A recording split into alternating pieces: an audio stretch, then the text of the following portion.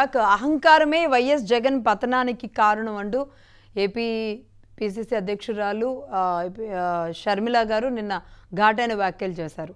ఆవిడ అంటే అసెంబ్లీలోకి వెళ్లకుండా ఉన్న వాళ్ళు ఎమ్మెల్యేగా ఎలా వెళతారు అని ఆవిడ ఒక ట్విట్టర్ ద్వారా చేసిన మెసేజ్కి వైసీపీ నుంచి టీడీపీ నాయకురాలుగా లేదంటే చంద్రబాబు ఇచ్చిన స్క్రిప్ట్ మళ్ళీ చదువుతున్న టీడీపీ నాయకులుగా మాట్లాడే అర్హత ఎక్కడుంది అని మాట్లాడిన దానికి ఆవిడ అసెంబ్లీకి వచ్చి నిలదీయడం అంటే చంద్రబాబును కొమ్ము కాయడమా, మీ మూర్ఖత్వానికి మిమ్మల్ని మ్యూజియంలో పెట్టాలి అంటూ ఆవిడ చాలా ఘాటుగానే మాట్లాడారు. అసలు అలాగే వైసీపీ అంటే వైవి సాయిరెడ్డి సజ్జలే గతంలో ఎన్నికల సమయంలో ఏదైతే చెప్పారో అవే చెబుతూ షర్మిల ధ్వజమెత్తారు.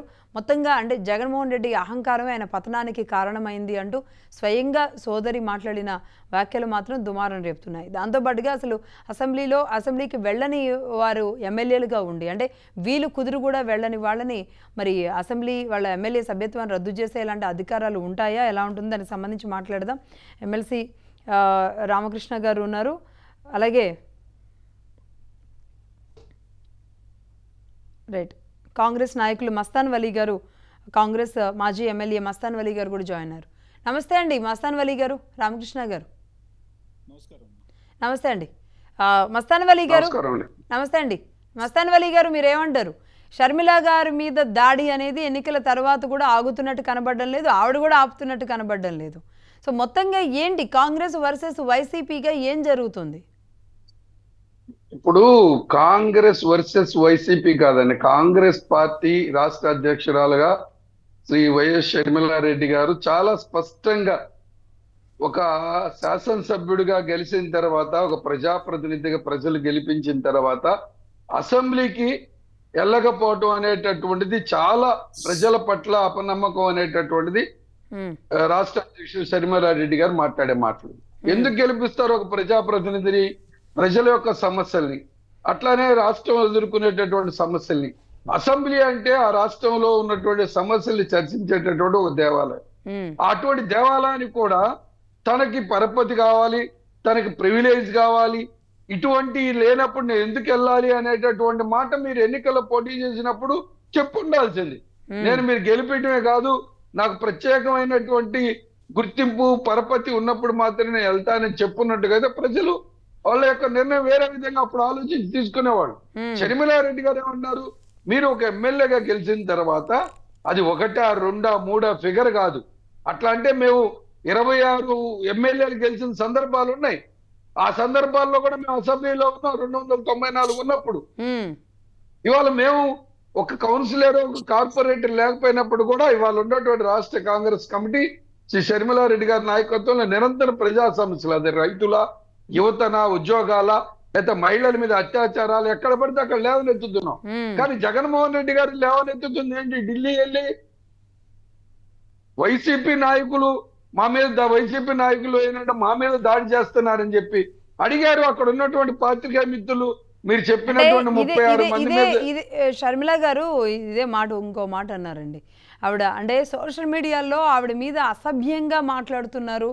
ఆవిడ చేసిన ఒక ట్వీట్ని ప్రతిపక్షంలో ఉండి ప్రతిపక్షాన్ని ప్రశ్నించకూడదా అనేది ఆవిడ ఒక పాయింట్ రైజ్ చేశారు. మేడం గారు పని కట్టుకొని రాష్ట్ర అధ్యక్షురాలుగా అయిన తర్వాత షర్మిలారెడ్డి గారి మీద జగన్మోహన్ రెడ్డి గారి యొక్క సోషల్ మీడియా, జగన్మోహన్ రెడ్డి గారికి మరి అంతవరకు చెల్లెల మీద గౌరవం ఉందో తెలియదు, కానీ ఇవాళ పబ్లిక్ లైఫ్ కి వచ్చిన తర్వాత ఆవిడ ఒక పార్టీకి రాష్ట్ర అధ్యక్షురాలు, కాంగ్రెస్ పార్టీ సిద్ధాంతాలు ఉనికి పుచ్చుకున్న వాళ్ళ తండ్రి గారు చెప్పారు చనిపోయే ముందు కూడా, ఈ దేశానికి శ్రీరామ రక్ష కాంగ్రెస్ పార్టీ, ఇందిరమ్మ పాలన కావాలా, లౌకికవాదం కావాలి, కాంగ్రెస్ పార్టీ మాత్రమే ఈ దేశాన్ని కాపాడగలుగుతుంది అనేటటువంటి నమ్మిన మాట. ఏదైతే ఈ రాష్ట్రంలో కాంగ్రెస్ పార్టీలో బురద జల్లారో ఆ బురదని షర్మిలారెడ్డి గారు చాలా కళ్ళకు కట్టినట్టుకు కాదు, కాంగ్రెస్ పార్టీ తప్పిదం కాదు, అది అపోహ అని చెప్పిన తర్వాత ఇవాళ మనం కాంగ్రెస్ పార్టీ మీద జరిగిన బురదని షర్మిలారెడ్డి గారు కడిగేస్తున్నారు అనేటటువంటి జగన్మోహన్ రెడ్డి గారు తప్పిదాలని ఎండగడుతున్నటువంటి షర్మిలారెడ్డి గారిని మేము ఒకటి నేరుగా జగన్మోహన్ రెడ్డి గారిని అడుగుతున్నాం. 5 సంవత్సరాల అధికారంలో ఉన్నటువంటి పార్టీగా, 5 సంవత్సరాల ప్రతిపక్ష పార్టీగా ఉన్నటువంటి వ్యక్తిగా, మరి కాంగ్రెస్ పార్టీలో ఓ పార్లమెంట్ సభ్యుడిగా కాంగ్రెస్ పార్టీ రాజకీయంగా మీకు ఒక స్థానం కల్పించినటువంటి నాయకుడిగా నువ్వు బాధ్యత కలిగినటువంటి వ్యక్తిగా ప్రవర్తించాలి తప్ప ఉమ్. షర్మిలారెడ్డి గారి అంటే కేవలం ఆవిడ కాంగ్రెస్ పార్టీకి వెళ్ళడం వల్లనే మీరు అన్నట్టుగా కాంగ్రెస్ హస్తం గుర్తు మీద పడిన బురదని కడుగుతున్నారు కాబట్టి ఆవిడని టార్గెట్ చేస్తున్నారా? లేదు అంటే ఆవిడ ఇప్పుడు మీరు అన్నారు సోషల్ మీడియా మొత్తం, వైసీపీ సోషల్ మీడియా మొత్తం షర్మిల గారిని దుమ్మెత్తిపోయడానికి అధిక ప్రాధాన్యం ఇస్తున్న నేపథ్యంలో సోషల్ మీడియానే కాదు సొంత మీడియా కూడా, ఇంకా చెప్పాలంటే సాక్షి లాంటిది కూడా ఓపెన్గానే ఆవిడ గురించి డిబేట్లు పెట్టి ఆవిడని తిట్టిస్తున్న పరిస్థితి ఉంది. ఎప్పటి నుంచి? సోషల్ సాక్షిలో ఆవిడ వాటా గురించి ఆవిడ ప్రస్తావించిన దగ్గర నుంచి. దీన్ని ఎలా చూడాలి? మేడం గారు సాక్షిలో వాటా అడగటం లేదా ఆస్తుల్లో వాటా అడగటం as a Sharmila Reddy son of YS Rajasekhara రెడ్డిగా ఆవిడ యొక్క హక్కు అది. ఆవిడ యొక్క హక్కు. ఆవిడ daughter of Rajasekhara Reddy, YS Rajanna బిడ్డగా ఆవిడ రావాల్సినటువంటి వాటా ఇవాళ కాంగ్రెస్ పార్టీ రాష్ట్ర అధ్యక్షురాలు గారుగా స్పష్టంగా అడుగుతా ఉంది. ప్రతిపక్ష పాత్ర పోషించాల్సినటువంటి మీరు, బాధ్యత కలిగినటువంటి ప్రతిపక్ష నాయకుడు మీరు అని అనుకొని మీరు పరీక్షలు పోటీ చేశారా? మీరు వై0 వై175 అన్న వ్యక్తులు మిమ్మల్ని ప్రజలు శిక్షించారు. ప్రజాక్షేత్రంలో 11 శాసనసభ్యుల వరకే పరిమితం చేసినప్పుడు 40% వచ్చింది, 39% వచ్చిన వాళ్ళు అసెంబ్లీకి వెళ్ళాలా? అసెంబ్లీలో పోరాడండి, ప్రజాక్షేత్రంలో పోరాడడం తప్ప మిమ్మల్ని మీరు చేస్తున్న తప్పుల్ని, మిమ్మల్ని మీరు చేసినటువంటి కుట్రలు కుతంత్రాలని ప్రశ్నిస్తే ఆవిడ మీద అశ్లీలతతో కూడినటువంటి సోషల్ మీడియా ద్వారా పెడుతున్నారు. అసలు చూస్తానికి చెప్పడానికి కూడా మాకు నోరు రావట్లేదు. అటువంటి పరిస్థితుల్లో ఒక మహిళగా ఆవిడ కొన్ని సందర్భాల్లో కన్నీటి పర్యంతం అయ్యారంటే ఎంత ఎంత స్ట్రాంగ్ లేడీ ఆడకూతురు జగన్మోహన్ రెడ్డి గారికి చెల్లెలా అవునా కాదా అని చెప్పుకోలేనటువంటి పరిస్థితిలో ఉన్న ఒక ఆడకూతురు మీద ఆ విధంగా పచ్చి బూతులు రాస్తా ఉంటే ఏ విధంగా సమర్థిస్తారండి? అంటే ఒక క్లారిటీ వచ్చిందిలేండి మస్తాన్ వలి గారు. ప్రజలకు కూడా ఆవిడ పసుపచ్చ చీర కట్టుకొని వెళ్ళారు అని సొంత అన్నయ్య చీర గురించి మాట్లాడిన రోజే ప్రజలకి ఒక రకమైన జుగుప్సాకరమైన భావన వచ్చింది. లేలే, అది రాజకీయాల్లో ఇవాళ ఎవరైనా అధికారం రావచ్చు లేకపోవచ్చు, కానీ కొన్ని విలువలు కావాలి. విలువలు లేనటువంటి రాజకీయం ఎప్పుడు కూడా పనికిరావు. విలువలుగా లేనటువంటి రాజకీయం ఇవాళ కాకపోయినా రేపైనా ప్రజలు చిత్కరిస్తారనేటటువంటి విషయాన్ని ఎవరైతే మా రాష్ట్ర అధ్యక్షురాలు వైఎస్ షర్మిలారెడ్డి గారి మీద కుట్రపూరితమైనట్టు ఇవాళ ప్రజలు నమ్మే పరిస్థితి లేదు. మీరు ఎంత ఒత్తి పెట్టాలనుకున్నా, ఎంత మీరు జుగుప్సాకరమైన మాటలు మాట్లాడితే వైఎస్ షర్మిలారెడ్డి గారు అంత బలోపేతంగా పైకి లేస్తారనేటటువంటి విషయాన్ని త్వరలో చూస్తారని చెప్పి అటువంటి రాసే వాళ్ళని జగన్మోహన్ రెడ్డి గారిని కూడా హెచ్చరిస్తా ఉన్నాం. రైట్ అండి. మస్తాన్ వలి గారు లైన్లో ఉండండి.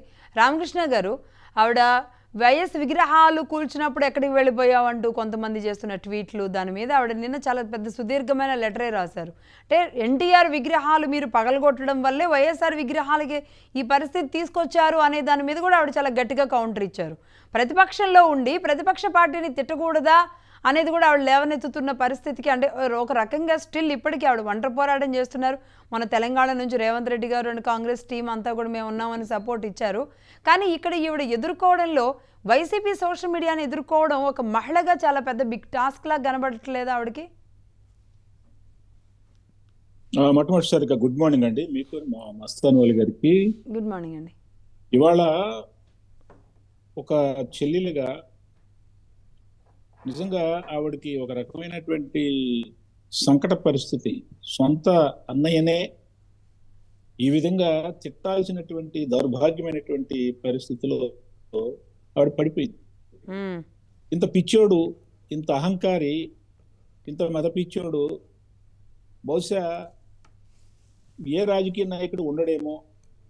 ఇతను అసలు బయటకు తిరగటానికి అర్హుడు కాదు. ఏ పార్టీని విమర్శించటానికి ఇతనికి తగినటువంటి లక్షణాలు లేవు. ఇతనే అవినీతిపరుడు, ఇతనే చాలా హామీలు ఇచ్చి అమలుపరచలేదు, ఒక అప్రజాస్వామ్యవాది, ఒక నియంతృత్వవాది అని చెప్పని సొంత చెల్లెలే సొంత అన్న మీద తిడుతుందని చెప్పానంటే ఆవిడ్ని అతను ఎంత బాధపడుతుంటాడో మనం అర్థం చేసుకోవచ్చు. కేవలం ఆస్తి విషయంలోనే కాదు, అది కూడా ఒక ముఖ్యమైనటువంటి అంశమే. నేను ఎక్కడో చూసాం, మనం విజయమ్మని జేసీ ప్రభాకర్ రెడ్డిని కలిసినప్పుడు విజయమ్మ మా కొడుకు నా నా నా డాక్టర్కి ఇవ్వాల్సినటువంటి ఆస్తి వాటా ఇవ్వలేదు అని చెప్పని మొరపెట్టుకున్నట్టు కూడా మనం విన్నాం. ఇది విన్నటువంటి వాళ్ళకి నిజంగా సామాన్య కుటుంబాల్లో కూడా ఆడపిల్లకి ఇవ్వాల్సినటువంటిది ఎంతో కొంత వాళ్ళకు ఉన్నంతలో ఇవ్వటం అనేటటువంటిది అదొక విలువ, అది నైతికమైనటువంటి బాధ్యత ఒక అన్నగా. కానీ అది కూడా చెయ్యలేదు అని చెప్పానంటే ఇతని యొక్క మనస్తత్వాన్ని మనం ఎలా అర్థం చేసుకోవాలి అనేటటువంటిది మీరు ఇందాక అన్నారు సోషల్ మీడియా గురించి. అసలు నిజంగా సోషల్ మీడియాలో అతను అధికారంలో ఉన్నప్పటి నుంచే ఇవాళ కాదండి, సోషల్ మీడియాలో ఈ షర్మిల గారి మీద విపరీతమైనటువంటి జుగుప్సాకురమైనటువంటి అసహ్యమైనటువంటి లేఖిగా ఉండేటటువంటి మనం ఎవ్వరం కూడా ఆ బూతులు విననటువంటి ఇక్కడ మాట్లాడుకోనటువంటి విధంగా ట్రోలింగ్ చేశారు అని చెప్పనంటే సొంత చెల్లెల మీద సొంత పార్టీ వాళ్ళు ఆ విధంగా ట్రోలింగ్ చేస్తూ ఉంటే పిలిచి మందలించాల్సినటువంటి ఆపు చేయాల్సినటువంటి నైతిక బాధ్యత జగన్మోహన్ రెడ్డికి లేదా అండి? ఆ విధమైన చర్యలు రామకృష్ణ గారు నడిచేదే సజ్జల భార్గవ్ గారు అంటే సజ్జల రామకృష్ణారెడ్డి గారి కుమారుడు, వీరికి అనుసరణలోనే కదా. సజ్జల భార్గవ్ రెడ్డి, వైవి సుబ్బారెడ్డి గారు స్వయాన బాబాయ్ కూడా కాబట్టి ఆయన కూడా ఎందుకు కంట్రోల్ చేయలేకపోతున్నారు? మరి కంట్రోల్ చేయలేకపోతున్నాడు అనేటట్టు నిజంగా మరి చూస్తే అండి, నిన్న నేను ఒక వీడియో చూశాను. ఆవిడకు కాల్ గర్ల్ అండి, నేను ఇక్కడ ఆ మాట చెప్పడానికి చాలా జుగుప్సాకరంగా. ఆవిడకు కాల్ గర్ల్ శ్రీరెడ్డి అనేటటువంటి ఆవిడని మనం మళ్ళా సామాన్యమైనటువంటి వ్యక్తి నేను చూడను. కాల్ గర్ల్ కూడా ఎన్ని బూతులు అంటే ప్రపంచంలో బహుశా నేను ఎన్ని బూతులు ఉన్నాయో అన్ని బూతులు తెలుగులోనే సుస్పష్టమైనటువంటి తెలుగులో సిగ్గు శరం లేకుండా సొంత చెల్లెల్ని ఆ విధంగా ఆ అమ్మాయి తిడుతూ ఉందని చెప్పానంటే అన్ని నీకు తెలియదు ఆ విషయం, నీకెవరు చెప్పరా, నువ్వు చూడలేదా? అసలు ఆ అమ్మాయి మీద ఎందుకు చర్య తీసుకోలేదు? నువ్వు చర్య తీసుకోలేదని చెప్పానంటే నువ్వే ఎంకరేజ్ చేస్తున్నావు అనమాట ఆ అమ్మాయిని. అయ్యో ఆవిడ కాదండి, రాయి తగిలినప్పుడు ఆవిడ విలవెల్లాడిపోయింది, సొంత చెల్లి కంటే కూడా ఎక్కువగా ఆవిడ విలవెల్లాడిపోయింది. సరే అంటే మీరు కాల్గాల్ అన్నారని అంటే మళ్ళీ వాళ్ళు అసలు ఆ వ్యవస్థని ఆ టాపిక్ ని ఆ వర్డ్ ని కూడా మనం ఉపయోగించలేములే గాని పెద్దలు ఇంకా చంద్రబాబు నాయుడు గారు ఇప్పుడు ఆవిడ అన్నది చాలా పాజిటివ్ మాట అండి. నువ్వు అసెంబ్లీకి అసలు ఎందుకు రావు? అవును, అసెంబ్లీకి రాకపోకుండా ఉండటం అంటే చంద్రబాబు నాయుడు గారి కొమ్ము గాయడం అంటే ఇక్కడ అర్థం చేసుకోవాల్సింది ఏంటంటే నువ్వు అసెంబ్లీకి వచ్చి నువ్వు ప్రశ్నించవచ్చు కదా చంద్రబాబు నాయుడు గారిని. నువ్వు 36 హత్యలు జరిగినాయి అంటున్నావు, చూపించు. అవును, 36 హత్యలు జరిగినాయి అంటున్నావు కదా, వినుకొండలో ఏదో జరిగితే దబా వెళ్ళావు, ₹1 కూడా ఇవ్వలే అక్కడ హత్య జరిగితే హత్య గురించి మాట్లాడకుండా చంద్రబాబు నాయుడు గారి 6 షూరిటీ పథకాల గురించి మాట్లాడతారు, ఆయన అమలు చేసినటువంటి పథకాల గురించి మాట్లాడతారు. కానీ హత్య గురించి మాత్రం ఒక్క మాట కూడా మాట్లాడలేదు ప్రెస్ ముందుకు వచ్చి. మరి అటువంటి వ్యక్తి 36 హత్యలు జరిగినాయని చెప్పి అన్నాడు చంద్రబాబు నాయుడు గారు. ప్రెస్ చివరికి షర్మిల కూడా అడిగింది, ఎవరు ఆ 36 చివరికి హోంమంత్రి కూడా అడిగింది, ఆ 36 మంది పేర్లు చెప్పు. అవును, కేవలం ఒక్క దాంతో మొదలయ్యేది ఇక్కడ దాకా వచ్చింది. ఇద్దరు గెస్టులు ఇవ్వండి. రామకృష్ణ గారు 36 మంది పేర్లు చెప్తే మేము అరెస్ట్ చేస్తాం. అవును, అయితే రామకృష్ణ గారు ఆ పేర్లు చెప్పలేని దద్దము నువ్వు చివరికి వెళ్ళి న్యూఢిల్లీలో ధర్నా చేశాడు. ఎందుకు ధర్నా చేశాడు? ఏం లేదు అక్కడ. చంద్రబాబు నాయుడు గారు అధికారంలోకి వచ్చి ఎన్ని రోజులైందండి? అసలు చంద్రబాబు నాయుడు గారు ప్రమాణ స్వీకారం చేయకముందే, మీరు గుర్తుపెట్టుకోవాలా, చంద్రబాబు నాయుడు గారు ప్రమాణ స్వీకారం చేయక ముందే 13వ తారీఖు ప్రమాణ స్వీకారం చేశారు. ఆయన చెయ్యక ముందే వ్యవస్థలన్నీ ఈ రాష్ట్రంలో నాశనం అయిపోయినాయని చెప్పాడు. ఇంతకంటే పిచ్చితనం ఇంకోటి ఉంటుందండి? ఇంతకంటే దుర్మార్గం అసలు ఇన్ని అబద్ధాలా? అసలు నోరు తెరిస్తే అబద్ధాలు, ఏది పడితే అది మాట్లాడతాడండి, ఎలా పడితే అలా మాట్లాడతాడు. అందుకని చంద్రబాబు నాయుడు గారు అసలు ఆయనకి నేను అనుకోవటం ఆయన మనసంతా ఆయన బుర్రంతా చంద్రబాబు నాయుడు గారి యొక్క ఆలోచనలతో అసలు ఆయన అంటే అంత భయం ఎందుకు? ఆయన ఆలోచనతో నిండిపోయింది. లేస్తే చాలు. అదే కదా ఆవిడ అనేది. చంద్రబాబు షర్మిల నాయుడు గారు గారిని ఒక 100 సార్లు కలుస్తాడు. మీకు ఆవిడేదో అంటారు, మీకు ఇక నిద్ర లేస్తే చంద్రబాబు నాయుడు మొత్తం మీ మనసంతా చంద్రబాబు నాయుడు నిండిపోయి ఉన్నట్టున్నారు, అందుకే మీకు అలా కనబడతారు ఎవరేం మాట్లాడినా అని. రెండో గోల్ లేదు. అంటే చంద్రబాబు నాయుడు గారు అంటే ఆయన చెప్తాడు, Chandrababu Naidu is nothing. Chandrababu Naidu as I'm telling Chandrababu Naidu is nothing అని చెప్పని ఒకసారి అన్నాడు. చంద్రబాబు నాయుడు ఈజ్ నథింగ్ అని నువ్వు అనుకుంటే మరి చంద్రబాబు నాయుడు గురించే పుదస్తమానం ఎందుకు కలవరిస్తున్నట్టు లెక్క? నువ్వు బహిరంగ సభలో మాట్లాడినా, ప్రెస్ మీట్ లో మాట్లాడినా కనీసం 100 సార్లు షర్మిల గారు మాట్లాడినా, విజయమ్మ గారు మాట్లాడినా, రేపు గబాల్ ఇంకెవ్వరు మాట్లాడినా, ఇంట్లో ఉన్న ఎవరు మాట్లాడినా ఆయన అంటే వీళ్ళు చంద్రబాబు నాయుడు గారే మాట్లాడించారేమో, చంద్రబాబు నాయుడు గారే మాట్లాడించారు ప్రతిదీ. అంటే తన నీడను కూడా తను నమ్మడానికి భయపడేలాంటి పరిస్థితి అయితే అయిపోయింది. కరెక్టే. అలా ఈవిడేంటంటే ఈవిడ మాట్లాడినటువంటి మాటలు నోటికి నోరు పాళ్ళు నిజం. వాళ్ళు చంద్రబాబు నాయుడు ఒక నిమిషం, మస్తాన్ వలి గారు అంటే పర్టికులర్గా షర్మిల గారి ట్వీట్కి దీనికి ఇంత రియాక్షన్స్, ఇలాంటి బ్యాడ్ వర్డ్స్ లాంటివి ఆవిడని టార్గెట్ చేస్తున్నారు. ఒక పిసిసి అధ్యక్షురాలు ఆవిడేమి ఆవిడ సొంత పార్టీ పెట్టుకొని సరే పడిన ఇబ్బందులు ఇదంతా కాదు. అది పక్క రాష్ట్ర ముఖ్యమంత్రి, మంత్రులు అందరూ వచ్చి సరే ఒక ఆవిడ పక్కన నిలబడ్డారు. అయితే ఏంటి అంటే వైసీపీ నుంచి కాంగ్రెస్ వైపు వెళుతున్నారు. బొత్స గారు ఢిల్లీకి వెళ్ళలేదు జగన్మోహన్ రెడ్డి గారు చేసే ఆందోళనకి. ఈ నేపథ్యంలోనే అటు నుంచి ఏమైనా ట్రాన్స్ఫర్స్ జరిగే అవకాశాలు ఉన్న నేపథ్యంలోనే ఈవెన్ టార్గెట్ చేస్తున్నారా? అసలు ఏంటి మీ టార్గెట్ కూడా అదేనా? లే ఇప్పుడు వైఎస్ఆర్ అనేటటువంటి పార్టీ యువజన శ్రామిక రైతు సంక్షేమ పార్టీ, ముసుగులో రాజశేఖర రెడ్డి గారి బొమ్మ పెట్టుకున్నటువంటి పార్టీ. దాన్ని 2014 నుంచి 19 దాకా వాడుకున్నారు. 19 తర్వాత ఆయన బొమ్మను కూడా వాడుకోవడం మానేశారు. రాజశేఖర రెడ్డి గారి బొమ్మ ఎక్కడే లేదు. 2024 ఎలక్షన్ లోకి వచ్చేటప్పటికి రాజశేఖర రెడ్డి గారి పేరు ఎక్కడా చెప్పకుండా, ఆయన పేరు చెప్పకుండా సిద్ధం అనేటటువంటి మాట చెప్పుకున్నటువంటి వ్యక్తి షర్మిలారెడ్డి గారు ఏమంటున్నారు? వైఎస్ రాజన్న బిడ్డగా వైఎస్ రాజశేఖర రెడ్డి గారి ఆశయాలకి నేను వారసురాలుగా పనిచేస్తాను. ఆయన చనిపోయినప్పుడు 3 రంగుల జెండాతో చనిపోయాడు. ఆ ఆశయాలను కొనసాగించడానికి నేను వచ్చాను అనేటటువంటి మాటగా ఇవాళ ఆంధ్ర రాష్ట్ర రాజకీయాలు చేస్తా ఉన్నారు. ఢిల్లీలో వెళ్ళినప్పుడు ఏమడిగారు? మీ వ్యక్తిగత విషయాల కోసం వెళ్ళారు తప్ప ఈ రాష్ట్రంలో జరుగుతున్నటువంటి వరదలు వస్తే రైతులను పరామర్శించారా? లేదా మీ టైంలో ఏమన్నా రైతు రుణమాఫీ ఏమైనా చేశారా? లేదా అత్యాచారాలు జరిగినప్పుడు ఏమైనా ప్రశ్నించారా? మీ సొంత బాబాయిని హత్య చేసినప్పుడు ఏమైనా ధర్నా చేశావా?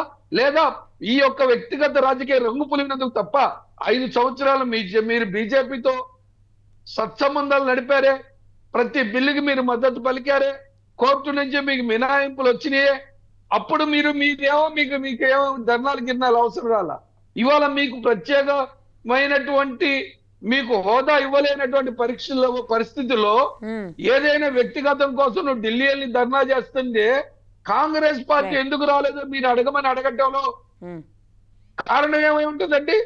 ఎందుకు ఆ రోజు రాహుల్ గాంధీ గారి మీద మరి కేసు పెట్టి ఆయన పార్లమెంట్ సభ్యుడిగా తీసేసినప్పుడు నిర్దాక్షిణంగా కోర్టులో జడ్జిమెంట్ కోర్టులో ఆర్డర్ వేసినప్పుడు ఒకే ఒక్క రోజులో ఆయన పార్లమెంట్ సభ్యుని సభ్యత్వం ఒకే ఒక్క రోజులో ఆయన ఇల్లును ఖాళీ చేసినప్పుడు రాజకీయ పార్టీలకు అతీతంగా దేశంలో అన్ని రాజకీయ పార్టీలు ఆ రోజు దాని మీద మాట్లాడినయే, స్పందించినయే.